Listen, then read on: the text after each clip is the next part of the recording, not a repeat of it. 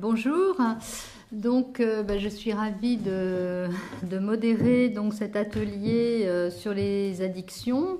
Nous allons avoir 3 interventions, celle de Candela Zuro, Psychose au pluriel et alcoolisme, de Jacques Jungmann, Toxicomanie comme suppléance des pulsions, point d'interrogation. Voilà, donc je vais commencer sur la question de la pulsion scopique et des troubles alimentaires.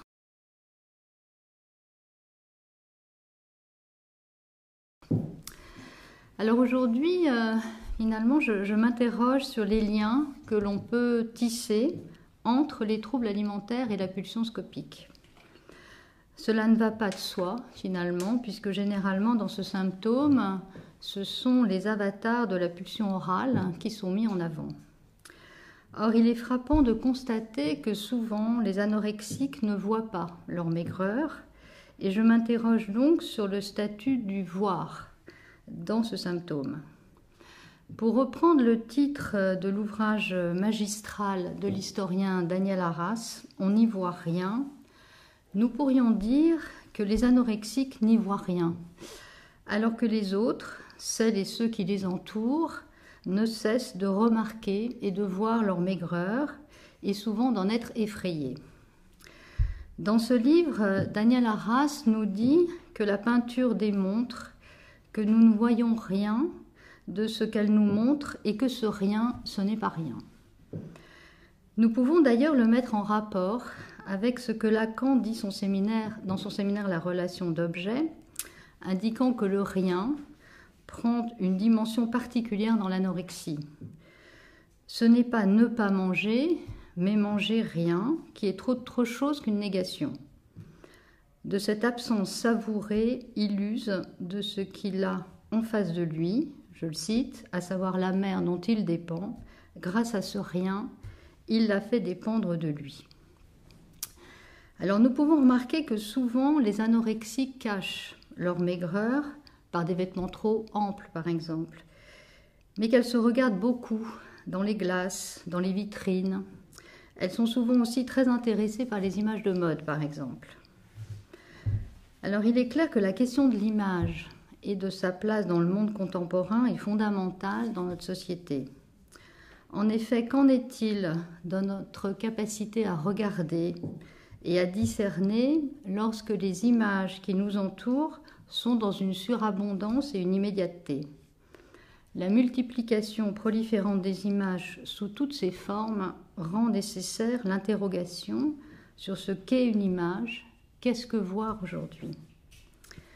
La psychanalyse, avec les outils de Freud et de Lacan, amène à des réflexions, des éléments de réflexion et de compréhension tout à fait originaux. J'ai essayé en tout cas d'écrire sur la question de la photographie, du cinéma, des arts visuels, et mon interrogation porte donc sur les images et sur ce qu'elles montrent. Que donne à voir une image? Que montre-t-elle? Et surtout, comment montre-t-elle? On peut par exemple partir de ce que nous suggère la photographe Diane Arbus. Une photographie est un secret sur un secret, plus elle vous en dit, moins vous en savez. Donc, j'anime également depuis plusieurs années un séminaire à l'association Espace Analytique sur le cinéma, l'image, les arts visuels, la psychanalyse. Et justement, nous essayons de questionner les liens entre l'image au sens large et la psychanalyse, en cherchant à mettre à jour des repères épistémologiques, conceptuels, cliniques. Alors, cette surexposition aux images est sans doute lié au fait que notre société post- ou hypermoderne multiplie également les objets à l'infini. En ce sens, c'est bien une société de consommation, même si l'écologie aujourd'hui nous donne salutairement une prise de conscience planétaire qui nous engagerait à diminuer cette consommation. Alors, la notion d'image a subi au cours des siècles de nombreuses interprétations. Au Moyen-Âge, l'icona pose la question d'une philosophie, voire d'une théologie de l'image. Aristote, déployant le terme de fantaisie, ne nie pas la spécificité de l'image. Platon différenciait l'image au sens propre, eikon, de l'image simulacre, eidolon, qui tente de tromper le spectateur. Kant, pour sa part, dans un texte sur l'optique, s'intéresse au statut physique de l'image, posant le problème physique de l'objet perçu, et à propos du rêve d'un visionnaire, il interroge le statut du désordre mental de l'illusion et le rêve métaphysique. Puis d'autres philosophes s'y intéresseront jusqu'à aujourd'hui. Mais pour la psychanalyse, les élaborations sur l'objet, la pulsion scopique, le regard, le désir et la jouissance sont fondamentales dans cette réflexion. L'objet, aujourd'hui, se doit d'être visible, comme s'il existait une contrainte à voir, à se faire voir. Une nouvelle exigence contemporaine serait de faire voir, comme si tout ce qui n'est pas vu n'existe pas. Comme nous le montrent par exemple les réseaux sociaux, Instagram en particulier. Ainsi, la passion pour l'apparence, la fascination pour la transparence s'opposent à l'intérêt pour le caché, l'implicite ou le non-dit. Alors pour en revenir à la question de la pulsion, et essayer de faire le lien entre pulsion, pulsion orale, etc. dans la psychanalyse. Il est clair que le terme de pulsion apparaît chez Freud dès les 3 essais sur la théorie de la sexualité en 1905. À partir de la notion assez vague d'énergie, il s'interroge sur le pourquoi des énergies en œuvre dans les processus somatiques. La pulsion va ainsi devenir un concept essentiel qu'il considère comme la clé de voûte de sa métapsychologie. Dans Pulsion et destin des pulsions, elle est définie comme la mesure du travail imposé à l'appareil psychique du fait de sa dépendance au corps. Il rappelle son caractère limite entre le psychique et le somatique, en précise les 4 caractéristiques, la source, la poussée, le but, l'objet. Mais le moyen pour la pulsion d'atteindre son but n'est pas toujours originellement lié à elle. Cité par Freud, Alfred Adler avait même parlé d'entrecroisement des pulsions, au sens où un même objet peut servir à la satisfaction de plusieurs pulsions en même temps. Je me demande au fond si on ne peut pas parler d'entrecroisement des pulsions, par exemple dans l'anorexie, entre pulsion orale, pulsion scopique notamment. Dans Au-delà du principe de plaisir, en 1920, Freud relève un nouveau dualisme pulsionnel, et l'opposition entre pulsion de vie et pulsion de mort succède donc à l'opposition principe de plaisir, principe de déplaisir. Partant de la définition freudienne de la pulsion, qu'en est-il pour Lacan ? Lacan apporte évidemment un éclairage plus structural et la considère comme l'un des 4 concepts fondamentaux de la psychanalyse, avec l'inconscient, la répétition, le transfert. Au fond, il cherche à dégager la notion freudienne de ses assises biologiques, pour mieux tenter de répondre à la question de la dépendance du travail pulsionnel vis-à-vis du corps. Lacan articule les représentations de Freud de la pulsion sexuelle et de la pulsion de mort avec sa conception de la représentation de la chaîne signifiante comme bouclée de manière à contourner son objet A. Reprenant la conception d'une indépendance de l'objet vis-à-vis de la pulsion, tout objet étant alors interchangeable, Lacan souligne qu'il ne peut être assimilé à un objet concret. Il faut donc le concevoir comme étant de l'ordre d'un creux, d'un vide et non représentable. Cet objet A, cause du désir, se profile donc à travers les interstices de la chaîne signifiante. À partir du moment où celle-ci revient sur elle-même, le champ de cet objet cause du désir est représentable et situé, bien qu'il ne soit pas localisable, dans une aire intérieure à la boucle. Mais du fait de sa dépendance à la parole, il nous est renvoyé de l'autre. Au fond, dans ce trajet en boucle, il s'agit donc de contourner son objet sans jamais s'en satisfaire, ce qui rend compte de l'appartenance de cet objet à la sphère de l'autre, du grand autre. Alors revenons à la question de l'image. La psychanalyse avec Freud puis Lacan nous donne des clés différentes et complémentaires des philosophes ou des historiens d'art pour cerner la question de l'image. En effet, la psychanalyse rompt avec la tradition philosophique, qui ne distingue pas le regard de la vision. Le regard, pour la philosophie, c'est une qualité du sujet, qui peut être un attribut visuel ou une faculté métaphysique de la pensée ou de l'intellect. En revanche, le regard, pour la psychanalyse, n'est plus le privilège du sujet de la conscience et de la connaissance, mais c'est un objet pulsionnel. Pour Lacan, le regard a une consistance logique, en étant bien l'objet spécifique de la pulsion scopique, dégagée par Freud. Ainsi, c'est toute la nouveauté, au fond, c'est que le sujet est affecté par le regard en tant qu'objet. Que le regard soit pulsionnel est donc la grande découverte de la psychanalyse, le séparant dès lors de la vision. Lorsque Freud évoque cette dimension de l'unheimlich, traduit par l'inquiétante étrangeté, il rend compte d'une inquiétante et étrange familiarité de l'image en soulignant ceci. Je le cite, « Un effet d'inquiétante étrangeté se produit souvent et aisément quand la frontière entre fantaisie et réalité se trouve effacée, quand se présente à nous comme réel quelque chose que nous avions jusque-là considéré comme fantastique. » Grâce au thème d'Hoffmann, l'homme de sable, Freud se réfère à l'angoisse de cette répétition de l'identique et à ses effets de mise en abîme qui en découlent. Ce conte met en scène une prédominance du spéculaire à travers des jeux d'optique et sa fascination. Il trouve sa résolution dans la chute proprement dite sous la forme d'un acte mortel.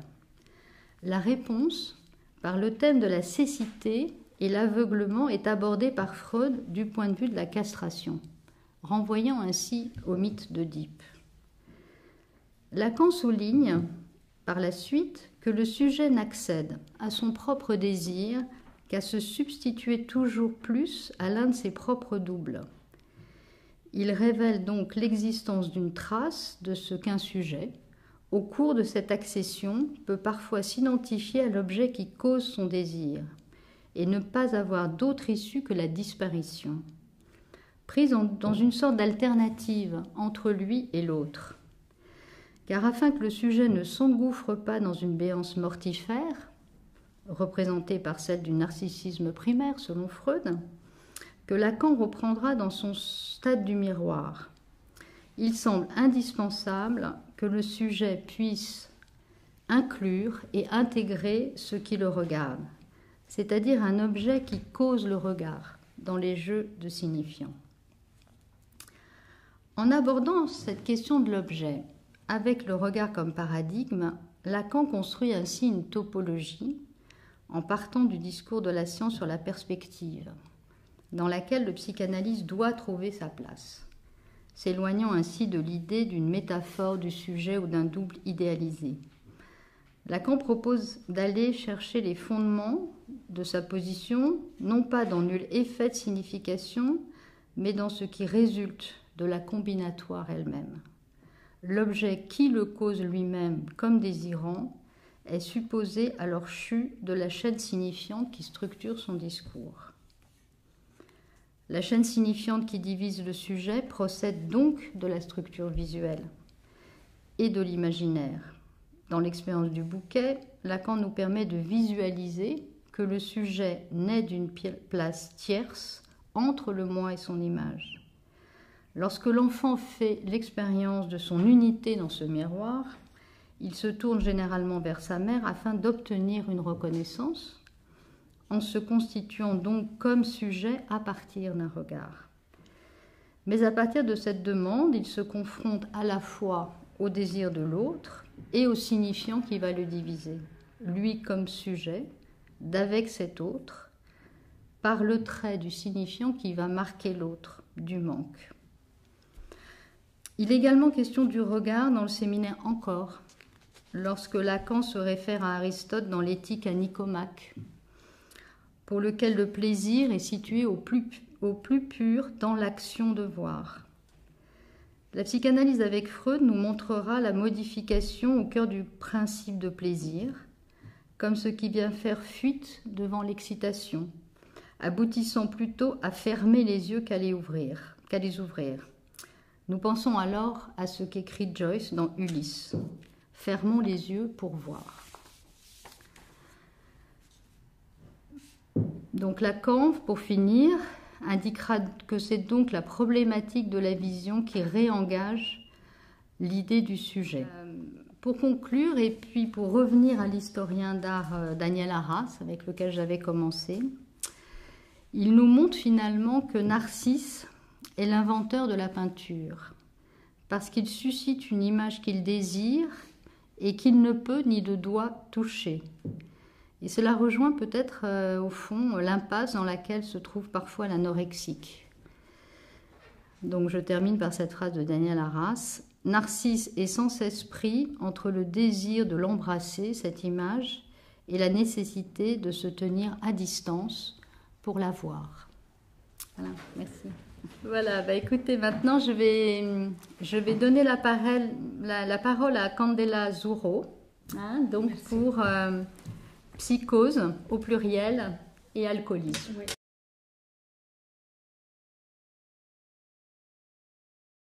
Bon, je vais parler de psychose et alcoolisme, donc je vais essayer de les lire mais qu'ils ne soient pas trop lourds.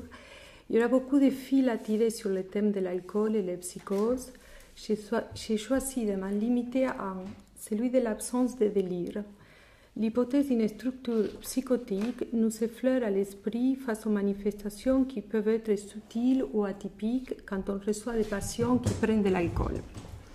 Passage à l'acte ou errance qui interroge un rapport particulier à la parole, la présence d'un corps inerte, un corps déchet à la limite de l'incurie. Toutes ces manifestations accompagnées pour la plupart du temps d'un discours monotone, prêt-à-porter ou plaqué, pris ou appris dans les groupes ou dans de nombreuses cures et post-cures réalisées. Dans ces discours, tantôt l'alcool est le coupable de leur souffrance, tantôt c'est l'alcoolique. Cet être honteux qui n'a pas pu ou n'a pas su s'abstenir. L'avantage de ce discours est double. D'un côté, il est partagé par les autres, il fait fonction des liens sociaux, et de l'autre côté, il élude la dimension psychique, l'implication du sujet. Je reviens à mon constat clinique que je pourrais formuler de la manière suivante. La plupart des psychotiques qui font recours à l'alcool ne délirent pas. C'est loin de mon esprit d'en faire une généralisation, sinon simplement d'interroger ce constat. Je vais le faire à l'appui de 3 vignettes cliniques et pour garder la confidentialité des patients, je les ai limitées au point qui m'intéressait montrer.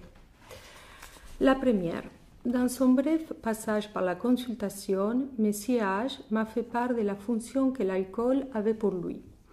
La naissance d'un enfant à l'âge tardif l'avait laissé perplexe. Une question insistait chez lui sans trouver de réponse. Comment est-ce que cela avait pu arriver? Au cours des entretiens, j'ai compris que depuis qu'il était un jeune homme, il vivait avec un état d'angoisse presque permanent. Et depuis cette période, il faisait appel aux produits. D'abord les drogues, surtout l'héroïne, et à la suite de plusieurs sévrages, la consommation d'alcool est venue s'installer. L'alcool est lié à son histoire car c'était ce que son père consommait. Père alcoolique, décédé depuis des années. Messia est venu me parler de son alcoolisme et de sa perplexité face à la paternité. Mais quel était l'usage qu'il faisait de l'alcool? Sa consommation d'alcool était délimitée à un moment précis de la journée, le moment du réveil. Ce moment-là pouvait durer toute la matinée. Il était assez long. Monsieur H restait pendant 2 heures prostré sur son lit, immobile et sans dire un mot, sans parole. « Vous savez, si je ne vois pas, je ne peux pas parler », m'a-t-il dit un jour. Cette phrase n'avait rien de métaphorique.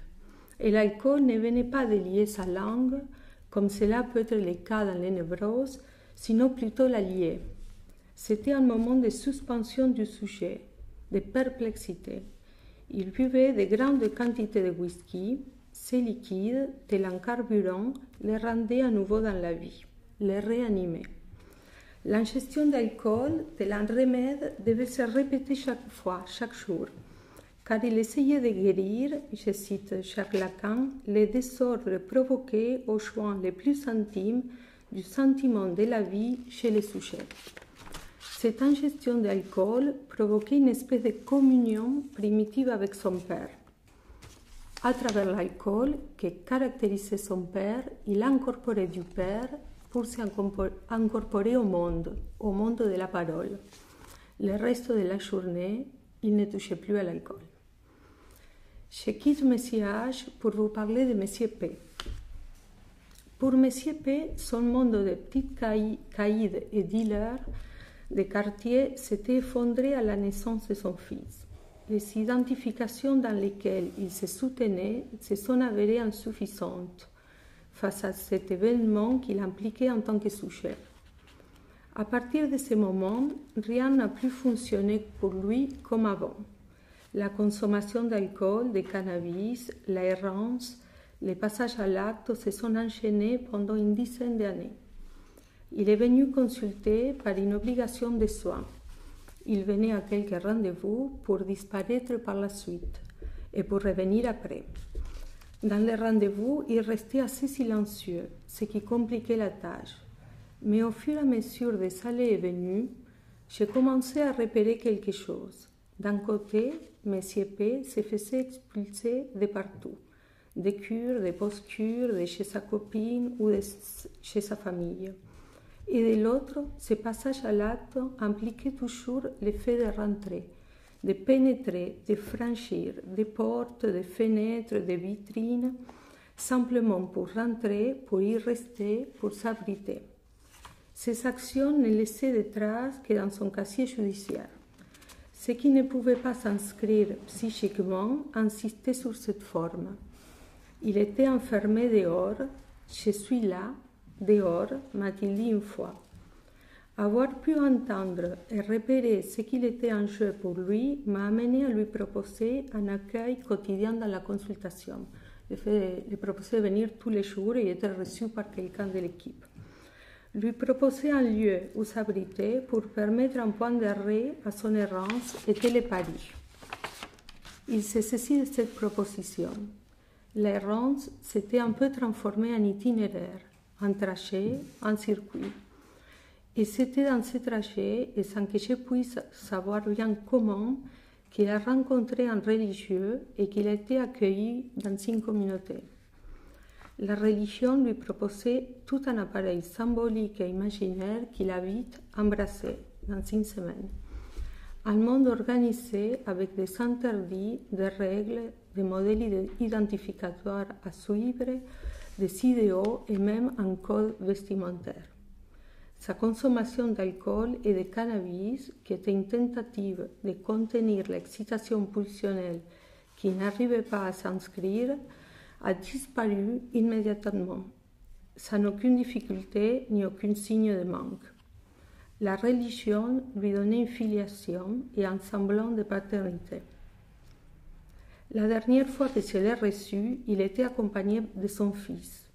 Nous avons perdu sa trace, il était parti loin.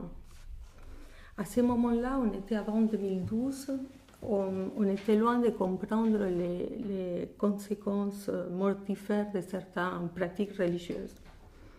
Je vais passer à la troisième vignette. Il s'agit plus d'un travail de psychothérapie. Monsieur T a accepté la proposition de rendez-vous avec moi après une cure et une post-cure. Il avait tout quitté pour s'enfermer chez lui, isolé, sans aucun contact social. Il s'alcoolisait toute la journée. Le seul ami qui lui restait avait réussi à le convaincre de consulter. Il vient au rendez-vous régulièrement depuis plus d'une dizaine d'années. Il n'a jamais repris l'alcool. Cependant, pendant les premières années de notre travail, l'alcool a été présent dans son discours sous la forme d'un récit répétitif de sa cure et de sa post-cure. Cela montrait bien à quel point ces moments étaient traumatiques pour lui. Depuis quelques années, à chaque rendez-vous, Nous parlons de la réalité sociale, politique ou des débats à la télé. Les chaînes d'information en continu nourrissent beaucoup son discours. Les entretiens sont ritualisés. Je ne connais pas grand-chose de son histoire, seulement quelques bribes par-ci et par-là. Ce sont les indices sur ma place dans l'être enfer qui vont marquer des moments de sa psychothérapie. La première place transférentielle repérée a été celle de référente. Je vous suis, vous êtes ma référente, m'a-t-il dit un jour face à un changement de lieu de consultation. Ayant perdu toute référence, il se soutenait du transfert. Nos rendez-vous sont devenus les points de référence fixes, semaine après semaine, pour discuter de ce qui s'est passé dans la réalité sociale. J'avais l'impression d'être son seul interlocuteur. Des années plus tard, un moment légèrement érotomaniaque a fait irruption. Il avait la certitude d'être aimé d'un amour à une tonalité érotique par son thérapeute. Son récit répétitif avait cédé la place à plus d'implications subjectives qui se traduisaient par différentes propositions de sortie qu'il m'adressait. Ce moment a duré quelques semaines et une interprétation de ma part a permis sa disparition et l'émergence d'un fragment de son histoire. Une femme, son amie, l'avait quitté quelques mois avant son repli.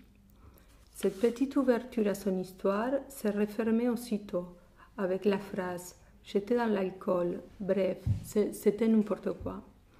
J'ai trouvé à nouveau l'alcool, comme avec d'autres passions, pour recouvrir et fermer tout accès à une implication subjective devenue impossible.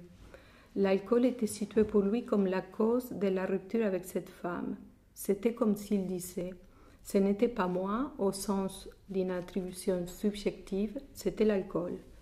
Des années plus tard, un autre indice transférentiel marquait un autre moment.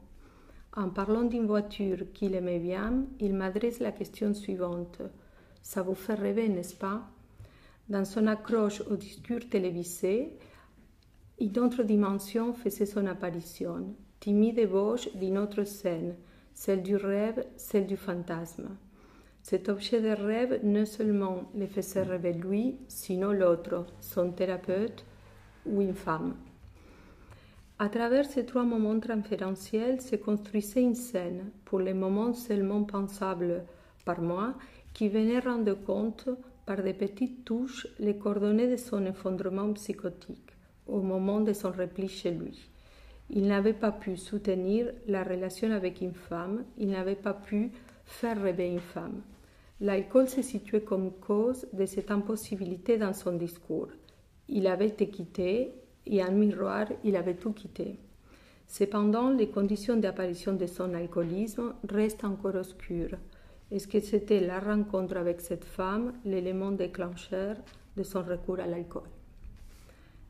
Pour conclure, le recours à l'alcool est une réponse du sujet psychotique face à son imminente désorganisation ou face à une désorganisation qui a déjà eu lieu. Quand la structure du sujet est confrontée à l'appel du nom du Père et qu'à sa place répond dans l'autre un pur et simple trou, c'est une citation de Jacques Lacan, le sujet se trouve confronté à l'invention d'une solution. L'alcool fait partie des tentatives de solution pour remédier, calmer, contenir les manifestations produites par l'absence de signification phallique. Ce remède permet aussi de garder un minimum de distance avec la folie. Ainsi, un autre patient me disait, après une nuit de forte alcoolisation, j'étais effrayée par ce que j'ai pu écrire, c'était du délire, j'avais trop bu. L'alcool comme toxique, comme carburant ou comme calmant face à l'angoisse et à la perplexité, mais aussi l'alcool comme ultime défense, presque comme un fétiche, qui soutient le déni face à l'effondrement psychotique, avec un déni qui pourrait peut-être se traduire par une idée, ce n'est pas moi au sens du sujet, c'est l'alcool. Et là, ça me permet de peut-être faire un lien avec la description qui faisait Freud sur le délire alcoolique, non? Et délire de jalousie, et est-ce qu'on peut peut-être penser cette phrase, non? Et qui soutient qui n'arrive pas à construire un délire, mais qui se soutient comme une espèce de dernière défense de c'est pas moi, c'est l'alcool.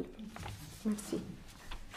Alors merci beaucoup Candela Zurro, et puis donc nous aurons une discussion après nos trois interventions. Donc je vais passer la parole à Jacques Jungmann. Donc toxicomanie comme suppléance des pulsions.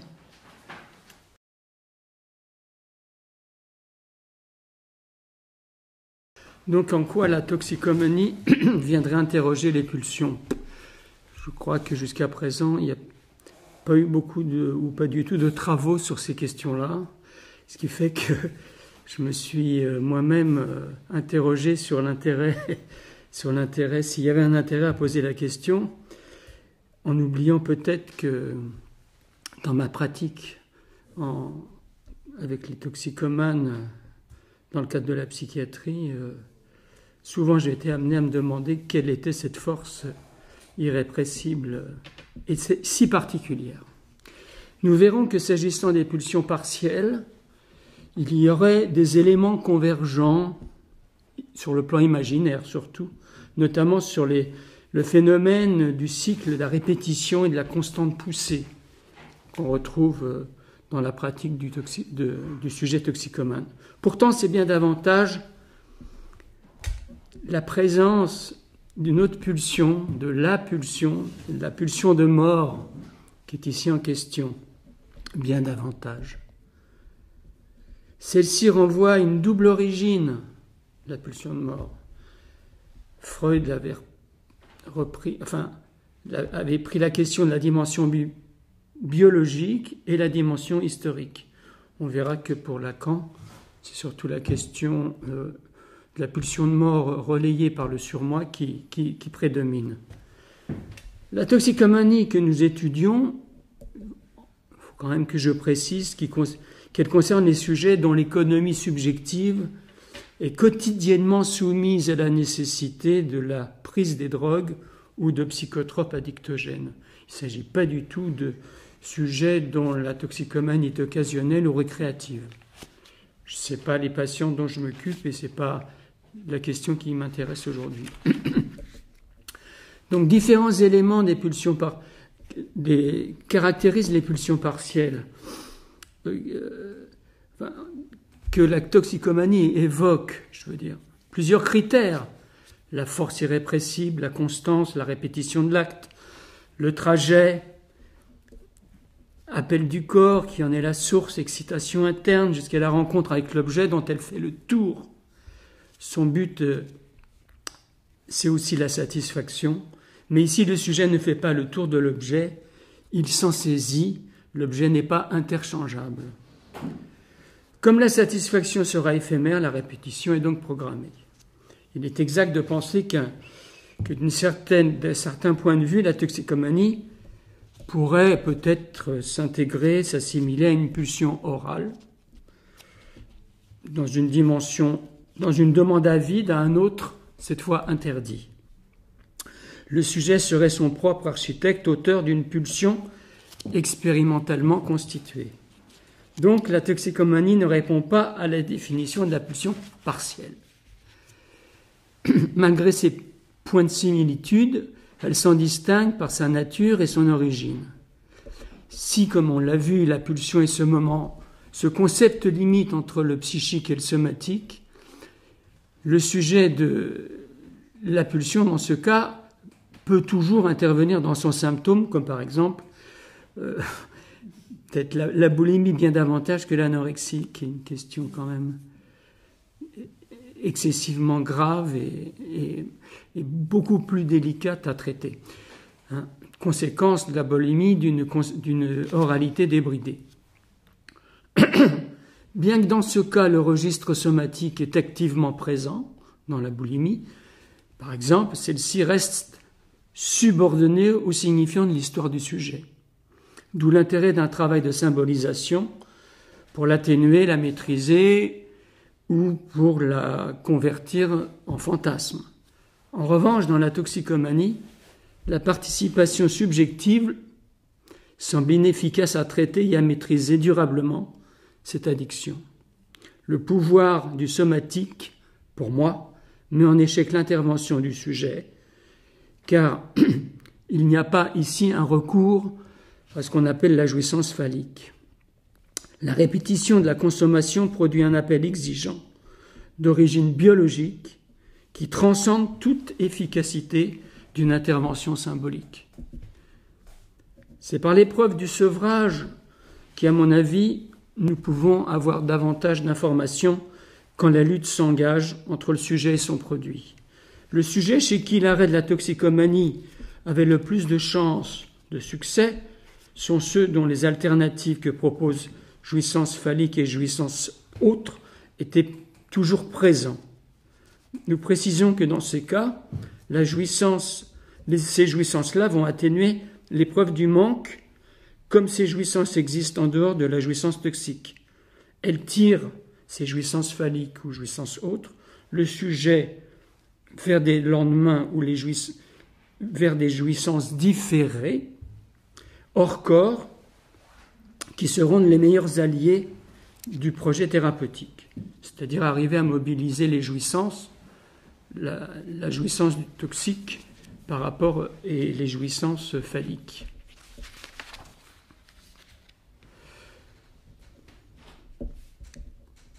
Oui, en effet, ce qui distingue encore la toxicomanie des pulsions partielles, c'est qu'elle ne répond pas du tout à la définition, car dans la pulsion, l'objet est ici, dans la toxicomanie, l'objet est ici sans autre, sans un semblable qu'il s'agit de saisir. Son trajet ne fait pas le tour de l'objet, mais s'arrête sur sa possession.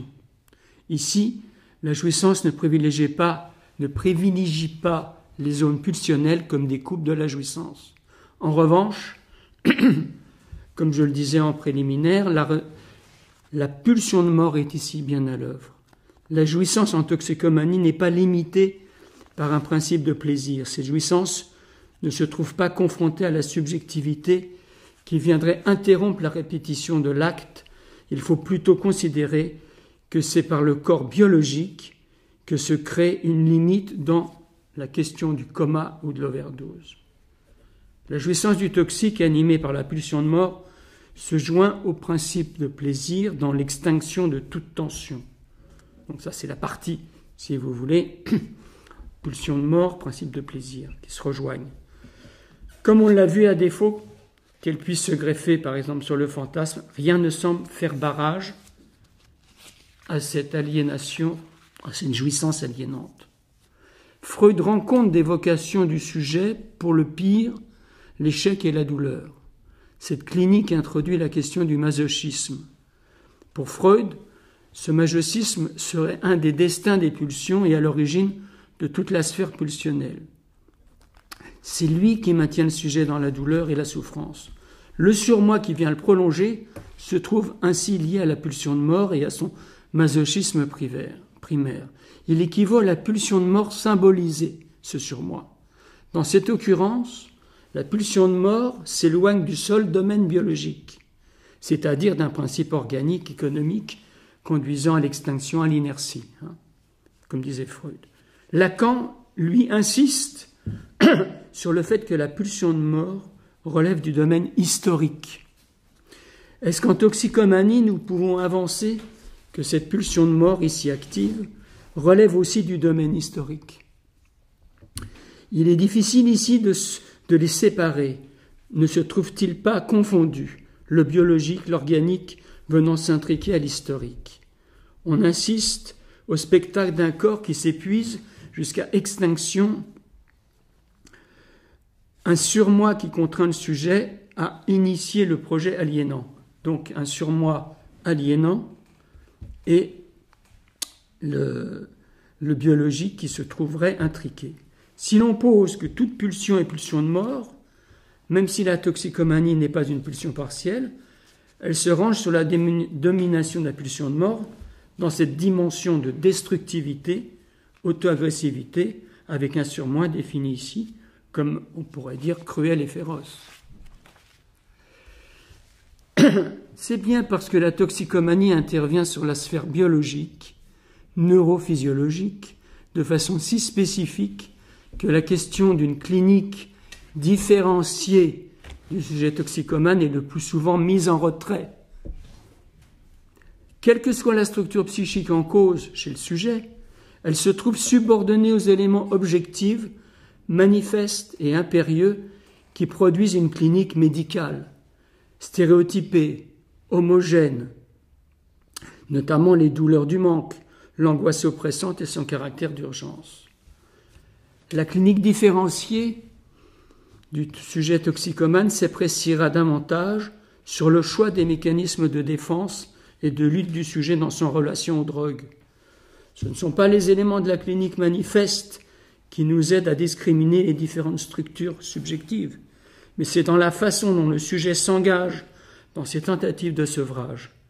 Si le sujet de la névrose a organisé phalliquement sa jouissance, s'il y a une structure, si sa jouissance est aussi structurée phalliquement, le travail peut s'engager de façon plus favorable.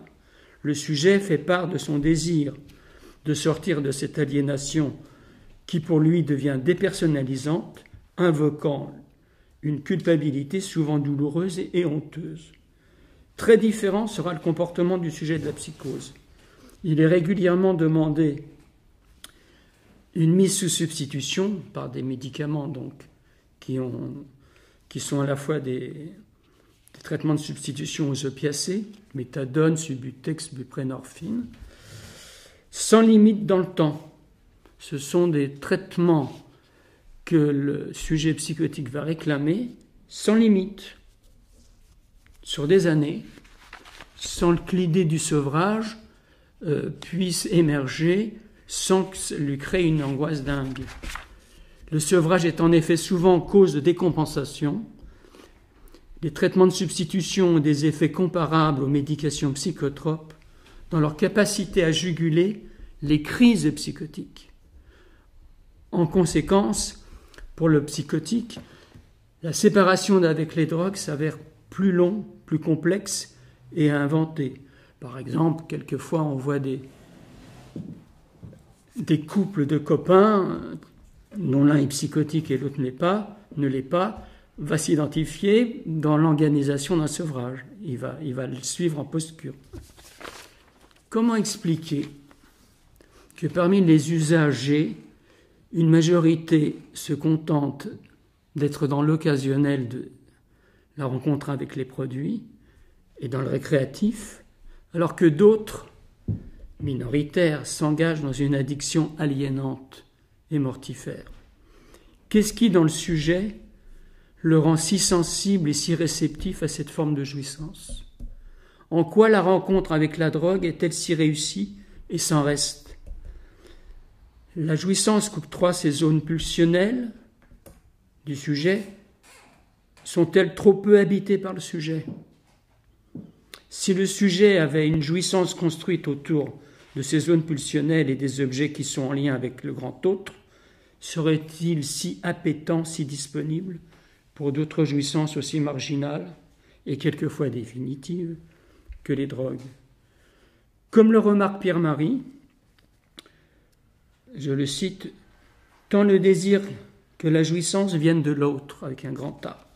C'est parce qu'il y a du désir de l'autre, dans l'autre, que je me révèle désirant, et c'est parce que la jouissance est d'abord du côté du grand hôte qu'elle vient de mon côté. La question est de saisir que l'objet n'a de consistance qu'à travers le signifiant, dont il est le référent et qui provient de l'autre. L'objet ne vaut qu'à travers le signifiant qui indique la demande de l'autre. Alors, comment entendre qu'un sujet puisse s'offrir à une jouissance qui le perd? Voilà, je m'arrêtais là. Oui, alors merci beaucoup à nos deux intervenants. C'est vrai qu'on est vraiment au cœur d'une clinique très, très contemporaine, hein, à la fois l'alcool, les toxicomanies. Et donc, je trouve que cette manière en plus assez clinique de nous parler de ces symptômes est très, très intéressante. Peut-être on peut débattre nous trois, hein, mais moi j'étais très intéressée par ce que tu as dit à propos du premier patient là, Monsieur H, si je ne bois pas, je ne peux pas parler. C'est-à-dire cette manière quand même de lier l'idée de se remplir, enfin d'être en tout cas dans un rapport de pulsion orale avec la parole.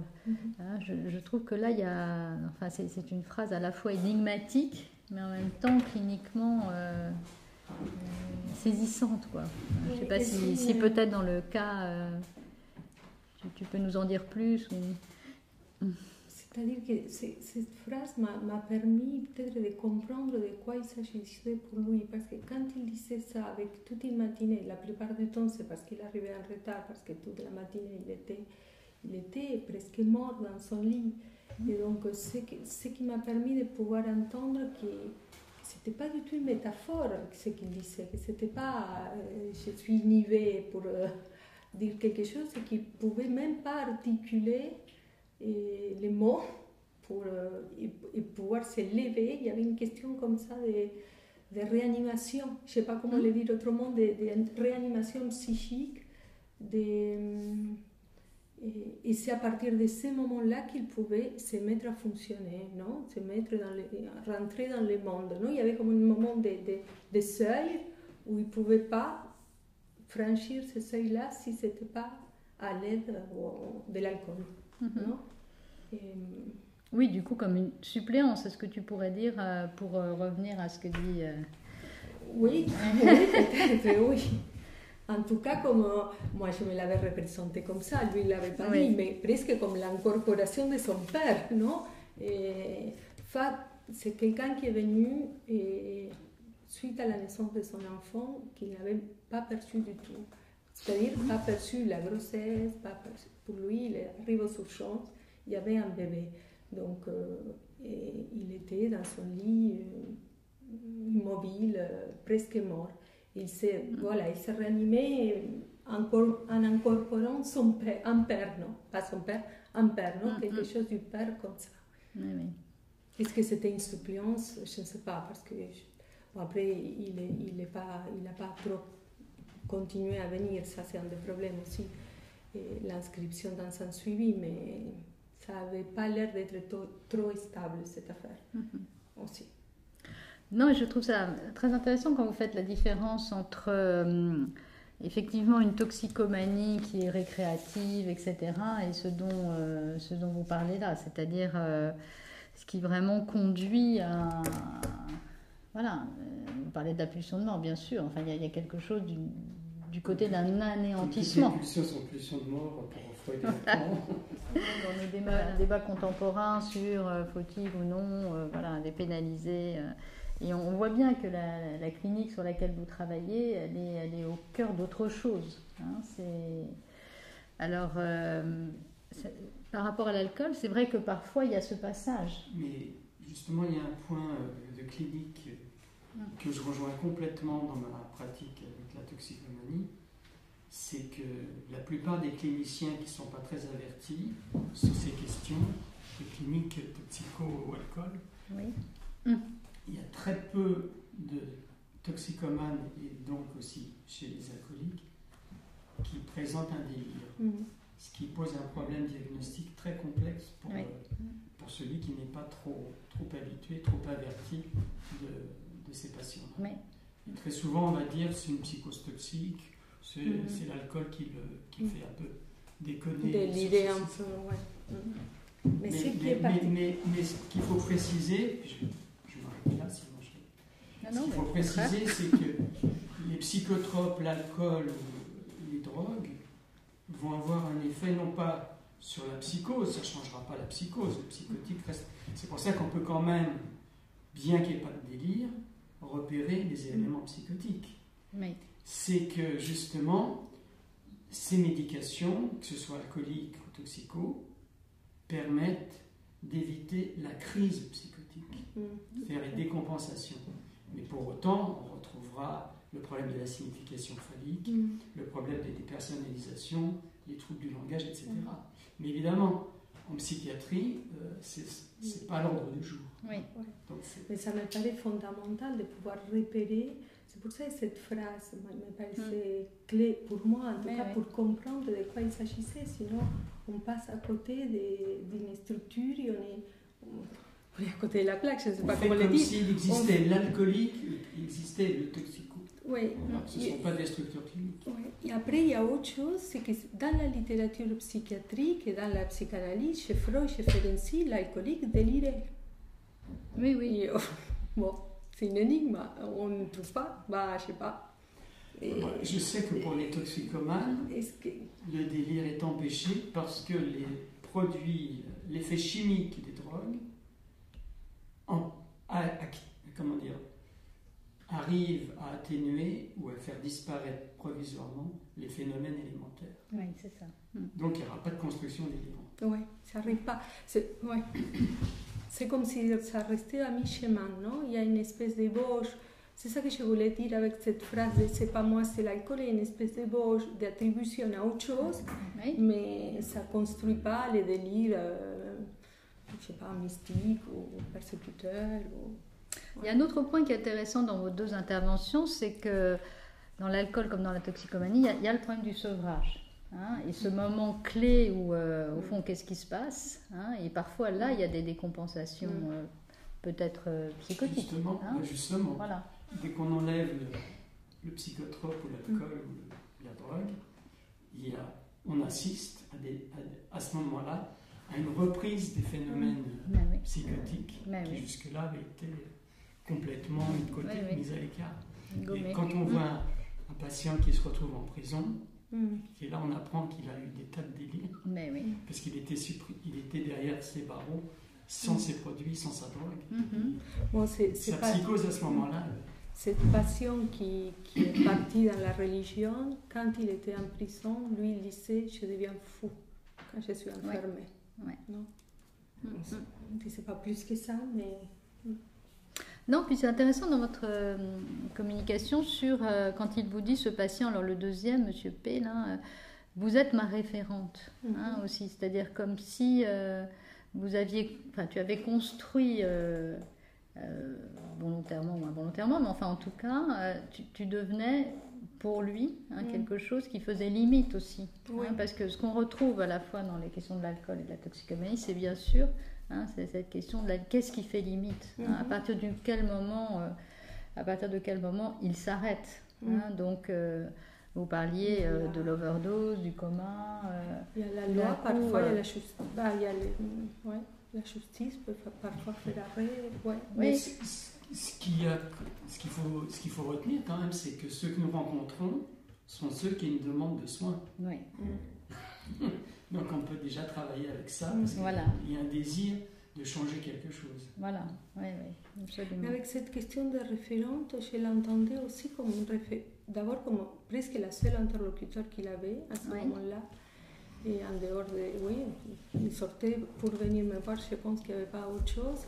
Et aussi d'une espèce de réalité partagée. C'est pour ça que je disais réalité sociale, je ne savais pas comment le nommer, parce qu'on discute du Covid, de la politique, non, comme s'il venait chercher et qu'est-ce que j'ai pensé de ça et maintenir quelque chose qui doit tenir de deux fils, non, mais maintenir quelque chose d'une espèce de réalité partagée. Mais pour votre deuxième patient, Monsieur P, si j'ai bien compris, il était musulman. Du coup, l'alcool, c'est quand même l'interdit majeur. Oui, une fois qu'il a embrassé à nouveau la religion, l'alcool a disparu, je pense que dans 6 semaines ou 3 jours. Vitesse. C'est-à-dire, c'est quand même intéressant de voir. Parce que ça, c'est important parce que les patients parlent tout le temps du manque, non? Les signes du manque, je ne peux pas, j'ai mal. Il n'y avait rien de tout ça. Voilà, aller chercher en tout cas la substance interdite quand même, par excellence.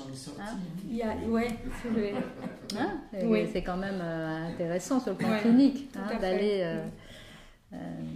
Voilà. Peut-être y a-t-il des questions dans la salle. Parce que c'est vrai que dans les toxicomanies,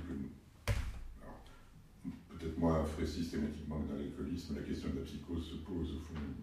C'est quand même la quête d'une jouissance sans limite.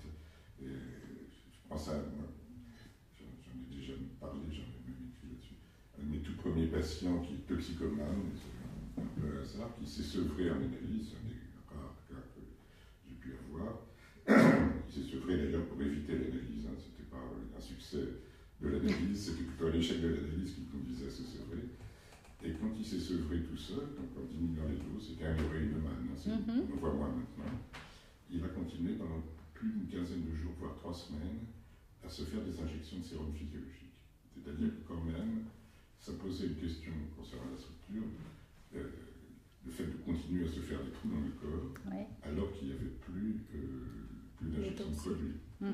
Et d'ailleurs, lui, dans la suite, il a eu, trajet classique chez les héroïnomanes, 2-3 ans d'alcoolisation extrême, qu'il a ensuite réussi à traiter.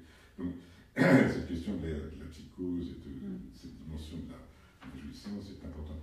Et chez les alcooliques, certes, il y a au moins un bénéfice, moi qui m'a toujours frappé chez les alcooliques, c'est puisqu'on commençait par le regard et la pulsion scopique, c'est qu'il y a quelque chose qui disparaît du regard. C'est-à-dire qu'on est toujours frappé par le regard qu'on a, nous, sur l'alcoolique qui titube, qui a la grotesque et ridicule, et qui, lui, qui est là, royal au bar, qui tient toute la salle sous son discours, est absolument certain, dans les faits des inhibitions que lui donne l'alcool, d'être absolument brillantissime, de devenir l'objet brillant. Voilà. Donc, cette façon de pacifier le regard, de rendre aveugle le regard, qui est une figure du surmoi, hein, bien sûr, est un élément, me semble-t-il, très important.